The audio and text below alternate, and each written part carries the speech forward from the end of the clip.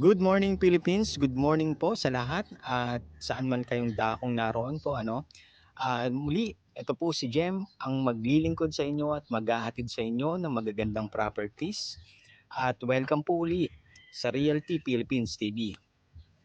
Ngayon po mga ka-farmlat, nandito po ako sa Binangonan, Rizal para ipakita sa inyo itong lote po na ito. Meron na rin po siyang bakod, may gate na rin po siya, mamaya ipapakita ko po sa inyo. Then ang square meter po nito, more or less 1,000 square meters. Then meron din pong linya ng kuryente, tubig, internet connection at tabing kalsada po ito. Yun po. Sementado rin po yung kalsada nito. Kung gusto po ninyong makuha yung buong details, maaaring maipag-ugnayan lang po kayo sa mga numerong nakikita nyo dyan sa screen.